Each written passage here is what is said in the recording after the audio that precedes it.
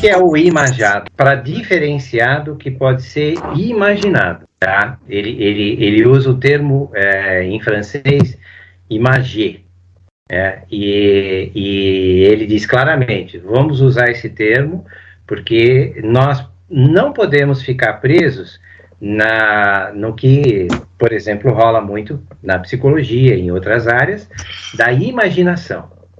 Ele fala, não tem nada a ver com a imaginação. A imaginação é um processo de pensamento, também cria imagens e tudo mais. Aqui é a imagem, a imagada mesmo. E ele diz assim, ela tem um poder muito... Então, precisamos tomar cuidado, e ele faz as alusões aqui ao Sinai, né, ao bezerro de ouro, porque ele diz assim, se nós bobearmos, nós vamos pegar Freud e vamos colocar nesse lugar, né? Vamos colocar no lugar do bezerro de ouro, vamos colocar ele e dizer assim, nós não podemos questioná-lo.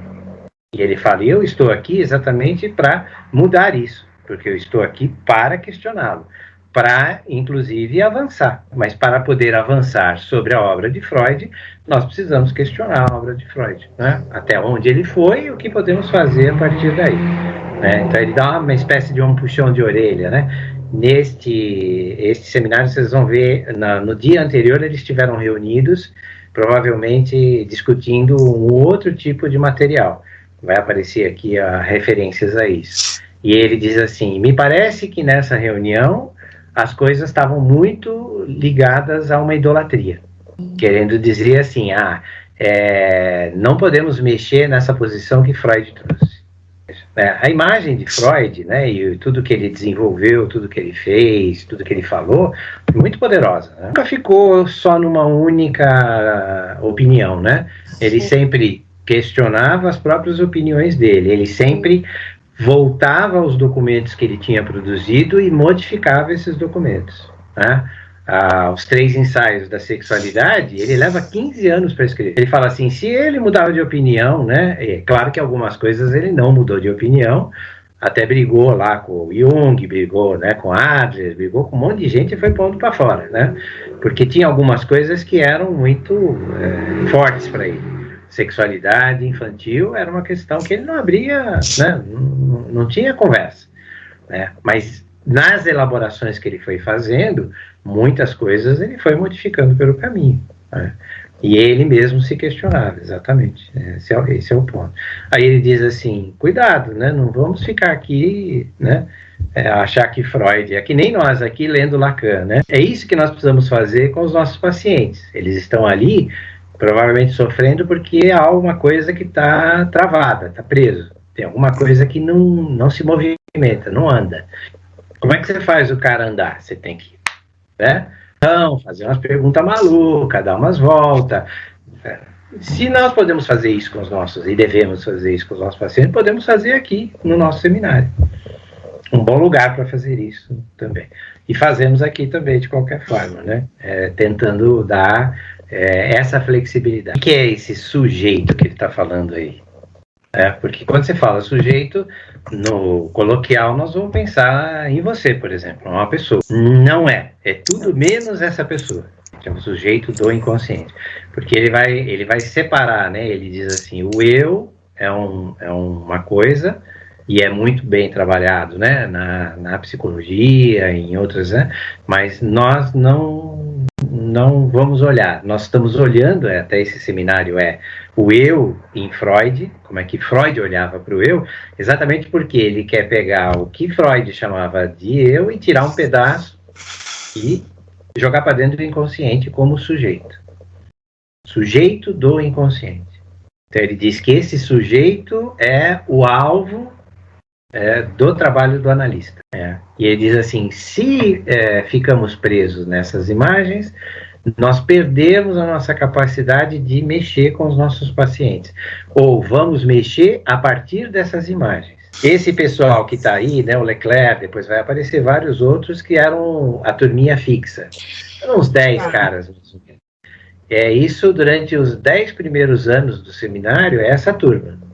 Depois isso se modifica e ele chega a ter 2, 3 mil pessoas numa sala de seminário. Porque até esse momento ele era um didata da IPA, né, da Internacional de Psicanálise, E a maioria desses caras eram analisando os dele, com robozinhos que pareciam uma tartaruguinha e ele ficava andando sozinho, e ele tinha um sensor, né, uma célula fotoelétrica, e ele conseguia desviar. E aí ele faz uma alusão dizendo que nós somos formados da mesma maneira que essa tartaruguinha. Esta máquina, que é o bebê, é formada a partir da imagem do outro. Então ele diz assim: imagine essas maquininhas com a capacidade de uma enxergar a outra e elas meio que se copiarem. O sujeito vem formado a partir deste impulso. É aquele lance lá do estádio do espelho, né? Tem um trabalho muito interessante deles, por essa época, um pouco antes, em que ele faz um estudo sobre como é que a pessoa usa a própria imagem que está no espelho para se construir. Primeiro ela é o que ele falou aqui, despedaçada. Então a criança, por exemplo, ela não vem numa imagem de si mesma, ela vai construir essa imagem, né? Primeiro olhando, por exemplo, a mãe, né? Olhando as próprias partes do corpo, né? A criança pequenininha fica encantada com as próprias mãos, né, em geral. Fica lá olhando, aí tem o chocalhinho, tem não sei o que e tal. Por quê? Porque ela ainda não sabe, por exemplo, que ela é separada da mãe, ela acha que é uma coisa só. Conforme ela vai se separando, ela vai usando imagens da mãe e as próprias imagens dela para se constituir como uma coisa inteira. Então ele vai falar da unidade, né? A unidade. Ele diz assim, se essas maquininhas, se elas tivessem essa capacidade, elas poderiam, inclusive, até se reproduzir. Escutamos os nossos pacientes, não percebemos isso, mas escutamos para capturar esse sujeito que aparece nesses intervalos. Porque é ali que, por exemplo, pode haver alguma coisa do recalque que vai aparecer. O trauma que por acaso possa estar, né, e vai aparecer. Porque é esse sujeito do inconsciente que surge e desaparece, surge e desaparece. Então ele fala, ele não está em lugar nenhum, né, não é localizável. As estruturas elementares, que é aquilo que ele trouxe do Lévi-Strauss, que fala, né, sobre as estruturas elementares de parentesco. Ele fala, esta é a regra de montagem, a regra simbólica, né, de montagem do nosso inconsciente. Ele fala assim, talvez esse legislador que ele está supondo aqui poderia ser também o cara que daria as ordens para montar essas máquinas. Ele fala assim, senão essa coisa ficaria caótica. Fala, a máquina pode ser caótica, portanto ela precisa de uma estrutura de organização, e o nosso inconsciente também, se não tiver uma estrutura de organização, ele também vai ser caótico. Até porque daqui a pouco ele vai lançar uma ideia de como uma estrutura simplificada, para fazer uma espécie de um exercício. Veja, o inconsciente ele é cheio de artimanhas, né? As pessoas, por exemplo, às vezes se atrasam, às vezes esquecem o horário, né? Às vezes não paga. Por que se diz assim, não, esse cara é um safado? Não é um safado. Às vezes é o inconsciente que está ali bloqueando aquela pessoa. Ela realmente esquece, ela realmente esquece de pagar, ela realmente esquece, né, ela liga, a sessão dela dura meia hora, mas ela liga 15 minutos depois do horário, e aí quando você encerra a sessão na meia hora, ela fala assim, mas já acabou? Você chegou 15 minutos atrasado. Mas ela entende que ela não tem culpa nisso, até que isso começa a insistir, e ela cai na real, ela fala assim, não, sou eu que estou sabotando. Você vai ver. Ele fala, é da linguagem que o Valéry está falando. A linguagem é um som. Ele fala assim, é um som. Isso aqui, por Lacan, é a festa. Porque ele vai dizer assim, o significante não é o significado, é o som. Ele fala assim, nós não falamos, nós cantamos. E é fato. Alguns cantam mais do que outros, mas nós cantamos. A entonação que eu estou dando nessa frase que eu acabei de falar é uma cantoria. Nós não falamos. Então ele diz assim, é isso que nos encanta. Como o ruído das matas, como o ruído das águas, os pássaros. Ele fala assim, nós estamos nesse campo de trabalho. Então ele fala assim, é isso que, porque ele já está armando aí para definir o tal do significante, que é a imagem sonora. Ele vai trazer isso dos linguistas. Né? E dá um quebra-pau danado, porque as pessoas dizem assim, Lacan, do que você está falando? Nós ficamos o tempo todo atrás do significado. Que história é essa? E ele fala assim, vocês estão tudo errado. Significado não interessa. Aí ele pega o Freud e dá um tapa na orelha do Freud, né? E aí os caras falam, Lacan é igual a Freud. Ele fala assim, se você ficar preso no significado, você não vai para lugar nenhum. Você está na consciência, você está preso, está no eu. Né? Porque quem está dando o significado? O inconsciente, ele tem sons lá dentro. E esses sons vão sair, aí sim, vão se associar, né, numa sequência de significantes para ter significado. O significado é a última coisa, não é a primeira. Dou sempre o exemplo do tal da manga, né? Se eu chegar aqui e falar manga, o que é que rola? De que manga você está falando? Eu tenho que dar significado para essa manga, senão fica manga. Tem a fruta, mas pode ser a manga da camisa, mas pode ser a manga lá do pneu do carro que tem lá um eixo, né? Uma manga no eixo. Gente, tem manga para tudo quanto é lado. De que manga você está falando? Aí você remete a um significado. Mas o som manga, ele em si está lá no inconsciente. Que associações estão sendo feitas a esse som? Olha, a maioria das pessoas que vêm com sofrimento para conversar com o analista, elas estão sofrendo do significado. É isso que elas estão presas. Porque tudo tem um significado ofensivo, crítico, ou isso, ou aquilo, né? E ela está perdida nisso, ela está travada nisso. E você fala assim, vamos mexer nisso? Agora, como é que você mexe com isso? Com mais significado?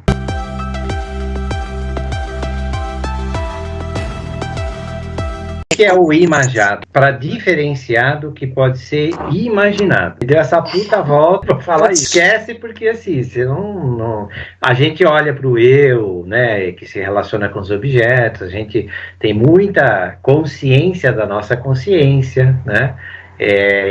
São fenômenos controláveis, são quase fenômenos materiais, né? Aí ele fala, quando a gente passa para o psíquico, a coisa bagunça. Você não tem certeza de mais nada. Né? E uma das coisas que você não tem certeza nós não temos nem certeza se existe ou não existe inconsciente. É uma hipótese. Né? Criada por Freud. Na verdade, muita gente diz assim, Freud criou o inconsciente. Claro que outros caras já estavam falando de uma coisa que se contrapunha à consciência. Por quê? Porque também é um fenômeno que nós reconhecemos. Às vezes você está lá trabalhando, fazendo alguma coisa, e vem uma memória do nada. Né? Vem aquela imagem da tua infância. E ela atravessa. Não entra no meio.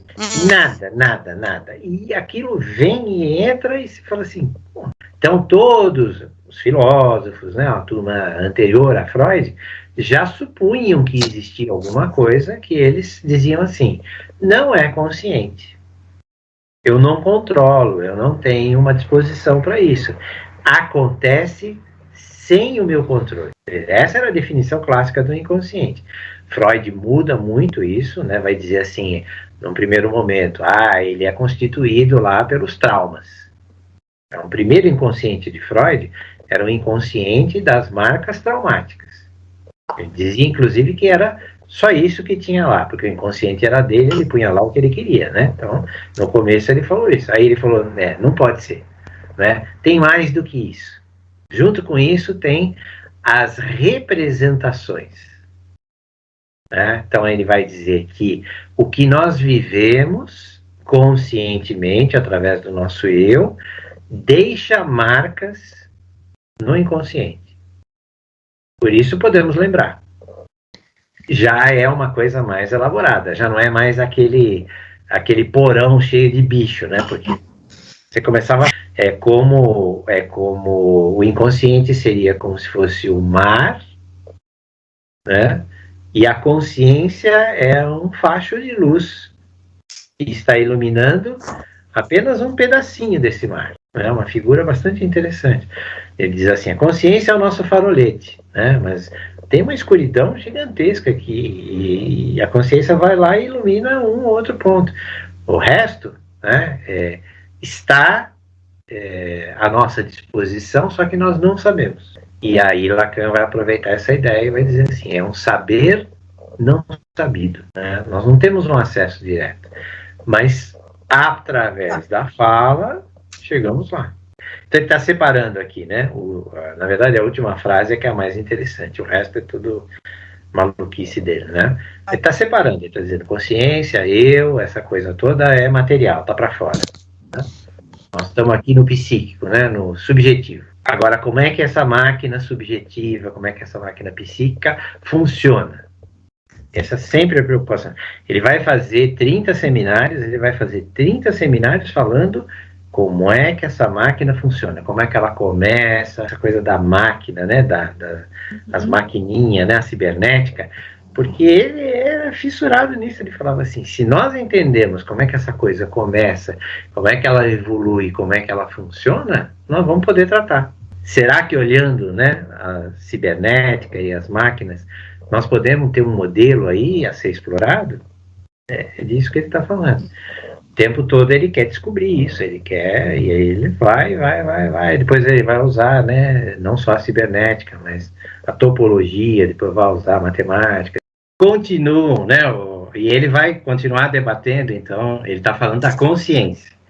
Lacan está fazendo o esforço, junto com eles lá, com o grupo dele, né, para dizer assim, se vocês não conseguirem, né, na psicanálise, separar a consciência do inconsciente, vocês não vão conseguir analisar. Então, ele vem fazendo esse esforço e os participantes estão todos, de certa forma, reagindo a isso. Lacan, você está tirando a consciência fora do jogo, mas ela acaba voltando de qualquer maneira. Por quê? Porque eles resistem ao fato de olhar só para o inconsciente. Eles dizem assim, isso é impossível. E o Lacan tem convicção disso, ele diz assim, eu tenho convicção que os problemas e as soluções para os problemas estão neste trabalho com o inconsciente.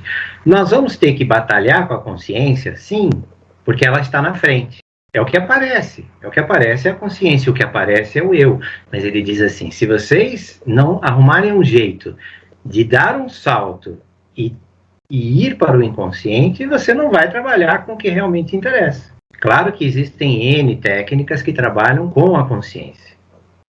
Nós já falamos muito disso, a própria psicologia e tantas outras técnicas. A TCC, bem trabalho consciente, é bem aquela coisa do vamos consertar você e o mundo. E pouco importa o que está acontecendo com o seu inconsciente.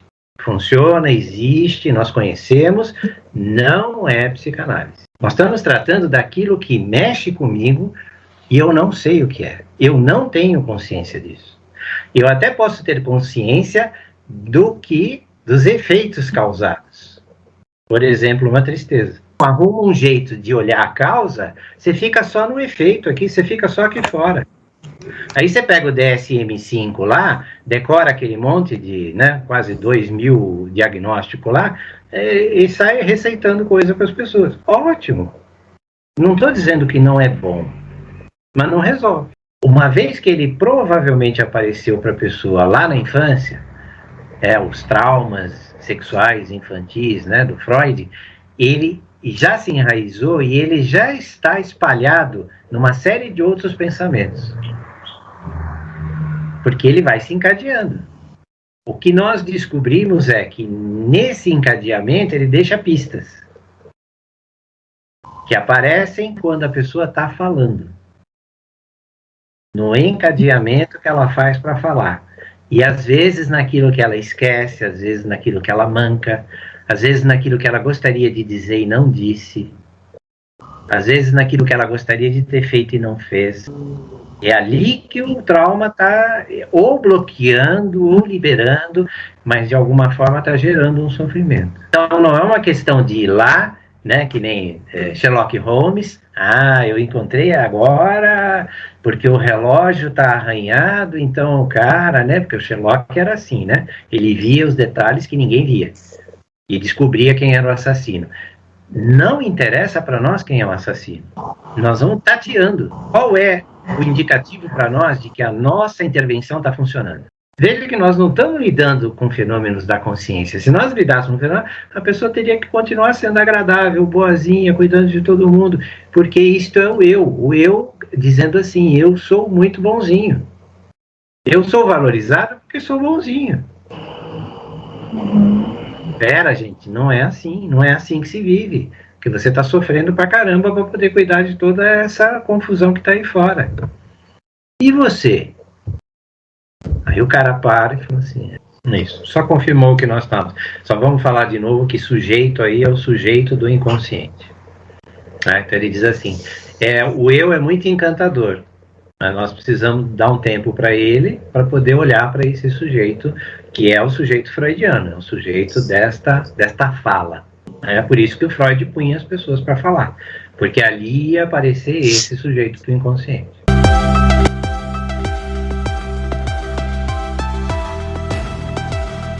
Isso, foi mais conveniente ficar com o eu, né?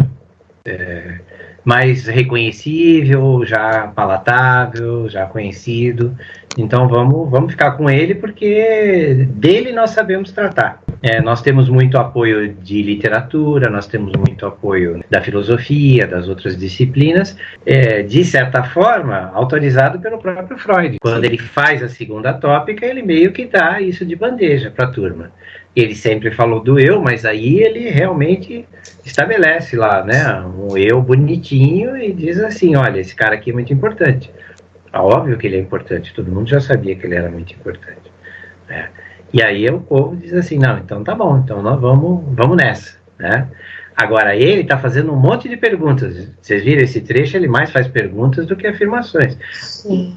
Se consciência e inconsciente estão separados, eles são um contrário do outro? É uma hipótese. Tenho no consciente, eu teria o contrário no inconsciente. Um é sim, outro é não. O inverso, que não é exatamente o contrário, mas sim o inverso. Se isto está para a direita, isto está para a esquerda. Seria mais ou menos como se fosse olhar para um espelho. E existe o quê? Alguma coisa equivalente, porque um alimenta o outro. Se não houvesse nada ligado, nós não poderíamos fazer psicanálise, né? Nós não teríamos como acessar o inconsciente e fazer algum tipo de mudança ali. Quando eu estou fazendo uma sessão e eu consigo, de alguma forma, tocar algo do inconsciente dessa pessoa, a mudança vai acontecer. E vai refletir aonde? Na consciência. Mancou aí, o que aconteceu? Você trocou uma palavra, não era essa palavra nesse lugar. Algo aconteceu fora do seu controle e mudou sua fala. Você deu uma mancada. Ou eu tento lembrar o nome de alguma coisa e eu não lembro, não consigo lembrar. Aí eu começo a chutar, faço associações. É um prato cheio, porque está vindo o quê? Alguma coisa que está embaralhada lá. Algo fez barreira e aí você fica tentando pular. Dessa tentativa, o que é que está acontecendo? Esta remontagem. É dar um novo sentido? É ressignificar? Não necessariamente. Por isso que a gente tem uma certa ressalva. Às vezes é exatamente o contrário de dar um novo sentido e um significado. É tirar todo o sentido e o significado que aquilo tinha. Esvaziar isso de alguma forma para que você possa montar de novo alguma outra coisa. Freud é muito claro, né? Em vários textos ele diz assim, alguma coisa travou lá no inconsciente, alguma coisa que deveria ter tido o seu fluxo natural de desenvolvimento, por algum motivo parou, brecou. Esse breque foi gerando distorções. Ele dá o exemplo, por exemplo, de um rio quando ele está, né, fluindo. E ele fala assim, se você põe uma barreira, o que acontece? Ele vai inundar, né, aquela região onde é um dique, né, ele chama exatamente de um dique. E ele fala assim, no inconsciente o que acontece são diques. Um trauma forma uma barreira, forma um impedimento. E ele fala assim, aí o que vai acontecer? Primeiro vai haver uma inundação, e depois essa inundação vai tentar transpor essa barreira, né? Vai tentar fazer uma espécie de um vazamento. Na hora em que a coisa começa a vazar, aparecem os sintomas. Acontece no mesmo momento em que aconteceu o trauma. Então ele cria uma teoria dizendo assim, o trauma trabalha em 2 tempos. O tempo traumático do fato e o que vai acontecer depois, quando esse trauma vai ser, de certa forma, atualizado. Ele dá o exemplo de um dos casos que a gente vai estudar, da menina que, quando é muito jovem, é menininha mesmo, entra numa loja de doces e o doceiro lá passa a mão no genital dela. Nada acontece, né? Inclusive, ela demora muito a se lembrar desse fato, né? Mas quando ela é maiorzinha, ela não consegue mais entrar nas lojas de roupa. Ela tenta ir na loja de roupa com a mãe, e na hora que ela entra, ela passa mal, tem que sair. Por que é que no segundo tempo acontece o sintoma e não no primeiro? Esta marca vai influenciar, ela continua, vamos dizer, ali, mas ela não age. Mas ela vai fazendo uma espécie de uma represa.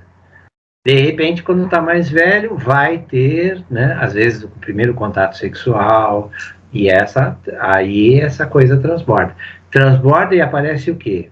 O sintoma. Né? Então, é desses 2 tempos. E aí ele fala da Vernaino, né? Vernaino, qual que é? É a denegação. É quando o camarada, por exemplo, está te contando um sonho, e ele diz assim, tinha uma mulher no meu sonho, e eu deitei na cama com ela, transei com ela e tal, mas não era minha mãe. Então, quando você nega para afirmar. Então, é a denegação. Isso foi uma tradução. Essa palavra eu acho que existia só no juridiquês, né? Mas ela foi adaptada e, para nós, é negar para afirmar. Né? Alguma coisa que eu quero esconder. Tenho vergonha, tenho falta. Então, ele diz assim, será que é essa a relação entre consciência e inconsciente? Ele fala, nós sabemos que muitas vezes o inconsciente, para não deixar uma coisa aparecer na consciência, ele denega. Ele faz um jogo de negativa, que é um esconderijo. Vamos esconder isso. Como nós estamos tratando do inconsciente, o inconsciente tem alguns pré-requisitos. Lacan vai tratar disso ainda nesse seminário. E ele diz assim, Freud trouxe para nós um presente. Ele disse assim, o maior pré-requisito para se poder acessar o inconsciente, é que nem fosse uma porteira, é a confiança, é a transferência. Enquanto você não furar essa barreira, não entra lá. Não entra porque ele não permite. Ele fecha. Você entra num assunto que é muito delicado para a pessoa, a primeira coisa que ela faz é ela começar a gaguejar, ela arruma um compromisso, não vem na próxima sessão, ela foge. Ao invés de você acelerar o tratamento da pessoa, você perde a pessoa. O que é o princípio do prazer? Até o Freud, desde o começo, diz assim, nós somos regidos pelo princípio do prazer. Então, nós buscamos o prazer e evitamos o desprazer. Para ele era o princípio do prazer. Porque ele dizia assim, nosso sistema ele funciona como um sistema de energia, sistema psíquico. Então, quando a energia está muito alta, há um desprazer. E depois, quando você satisfaz essa necessidade, essa energia volta ao equilíbrio. Por isso ele fala de homeostase. O que é homeostase? Homeostase é quando a coisa está em equilíbrio. Por exemplo, tem uma força do lado de cá e uma outra força do lado de cá e elas são equivalentes. Ponto é um ponto homeostático, ele está em equilíbrio. Se eu ponho mais força do lado de cá, ele deixa de estar em equilíbrio, ele se movimenta. Na época de Freud não tinha isso, porque ainda essa terminologia não estava bem. Então ele vai tratar o quê? A inércia. Então ele diz que o sistema é um sistema inercial. Tem uma energia, essa energia vai fazer um movimento, e tem uma inércia, por quê? Porque tem uma resistência. Daí vai vir a teoria das resistências do ego e papapá. Então, vamos lá, de novo, prazer, desprazer. Quando a energia cresce, desprazer. Então ela precisa descarregar de alguma forma, para que ela caia de novo, para que você tenha prazer. Portanto, temos prazer no desprazer. Ele diz, a máquina funciona ao inverso. Por que ela funciona ao inverso? Porque ela pretende sempre estar no equilíbrio. Um sistema psíquico que não está em equilíbrio vai gerar sintomas. Tal de princípio de realidade. que também entra nesse jogo. Eu encontro o dentro com o fora. Dentro eu tenho esse mecanismo, prazer, desprazer. Fora eu tenho a realidade. Este casamento é quase impossível. Está sempre em desequilíbrio. Nós buscamos a homeostase, mas ela é um objetivo. Está dizendo assim, está dizendo. E o Freud foi muito esperto porque ele percebeu em 1920 que ele começou a tratar do pessoal que vinha traumatizado da guerra, de que podem haver desequilíbrios muito grandes. Ele não conhecia. Hoje nós conhecemos como o transtorno pós-traumático. Né? A pessoa está afetada por alguma coisa muito violenta, tomou um susto, foi assaltado, sei lá, brigou, né? Ou participou de uma guerra, como era o caso dos soldados. E ela vem num desequilíbrio tão grande que ela não consegue mais viver. Né? Ele recebia pacientes que não conseguiam mais dormir. Porque quando eles iam dormir, o que acontecia? Sonhava lá com a guerra. Acordava assustado, não conseguia mais dormir, não conseguia se alimentar, morria. Vários soldados, né, pós-traumáticos acabavam morrendo. Aí ele olha e fala assim, então tem alguma coisa aí que eu deixei de considerar. Veja, esse sistema prazer, desprazer, realidade, ele não consegue dar conta, por exemplo, de um evento traumático muito violento. O desequilíbrio foi tão grande que ele já não consegue mais produzir esse desequilíbrio de desprazer. Veja, esse mecanismo desregulou de uma tal forma que ele não produz mais essa flutuação. Ele travou. Ele tinha uma teoria do prazer, desprazer. E aí, em 1920, ele cria Além do Princípio do Prazer, que é o texto de orientação desse seminário nosso. Né? Eles estão lendo Além do Princípio do Prazer. Ele diz assim, há algo além do princípio de prazer, além dessa regulação automática. Uma pulsão que não seria uma pulsão de vida e não um mecanismo de prazer, mas sim uma pulsão de morte. É nesse artigo, Além do Princípio do Prazer, que ele vai trazer isso. Ele vai dizer assim, esta pulsão de morte breca esse mecanismo. Ele vai dar um exemplo muito interessante, baseado, é claro, no que está acontecendo na época dele, tá? Que ainda a grande maioria dos transportes ferroviários eram máquinas a vapor. Depois que veio a eletrificação com mais força, passou a ser tudo trem elétrico, mas ainda eram as máquinas a vapor. Então ele diz assim, imagine uma máquina a vapor lá com um sistema de caldeira, esquentando, e não tem para onde sair essa pressão. O que é que vai acontecer? Panela de pressão, né, que todo mundo tem em casa. Se ela não vaza, o que acontece? Explode. Diz assim, acontece com o sistema psíquico a mesma coisa. Só que ao invés de explodir, ele implode. Porque a realidade, ela deixa, inclusive, de viver na realidade. Né? Então ele fala assim, o princípio de realidade, que é um grande regulador, vai para o espaço. Então, só aí já dá para perceber que não está na consciência e não está no eu. Porque é ali que a realidade está se apresentando. E ela some. A pessoa só fala da guerra, só vive a guerra, só vive o acidente, só vive o assalto, só fala disso. Ela está ali, está presa. Se atender em análise uma pessoa como essa, aí, assim, o único tema dela é o trauma dela. Pois o próprio fenômeno sobre o qual se acha fundada a análise é o seguinte: ao visarmos a rememoração, quer dizer, nós queremos trabalhar com o inconsciente, então vamos trabalhar com as memórias, e quer a encontremos ou não, damos, quer dizer, eu posso encontrar a memória lá recalcada ou não. Mas, de qualquer maneira, o que é que vai acontecer nessa busca dessa memória e dessa rememoração? O que acaba tendo o tal do efeito terapêutico, que faz a pessoa também, de alguma maneira, mesmo que ela não ache exatamente qual foi o trauma dela, ela vai acabar melhorando. Através do quê? Através da reprodução sobre a forma da transferência de algo que pertence, de maneira manifesta, ao outro sistema, que é o sistema inconsciente. Perceberam isso? Ele falou. Condillac diz assim, o cheiro da rosa resolve tudo. Ele diz assim, por que ele não alcançou que para algumas pessoas o cheiro da rosa, por exemplo, para mim, pode significar morte? E ele não foi capaz de observar isso. Então, o que Lacan está trazendo aqui para nós é uma novidade que muda tudo. Ele diz assim, porque o mundo ainda não tinha desenvolvido a ciência que vai dar base para Freud, ciência da energética. Ele não considerava que o sistema psíquico era um sistema de energias, e que as coisas não eram assim, aquilo que eu estou vendo é aquilo que eu estou vivendo. Dentro daquela máquina onde o vapor estava lá sob pressão, não saía só vapor, só pressão, saía o movimento, saía a valorização desse movimento transformado num produto, saía o valor do produto, saía a administração desse produto, saía, ele diz assim, o que saía de dentro dessa máquina era muito mais do que o que tinha entrado. Esse é o inconsciente. O inconsciente é a mesma coisa que essa chaleira sob pressão. Entra muita coisa e sai muita coisa. E muitas vezes sai coisa que não entrou. O consciente ele não se cria sozinho. Ele se cria a partir das experiências que nós temos. A minha experiência não tem nada a ver com a de vocês, né?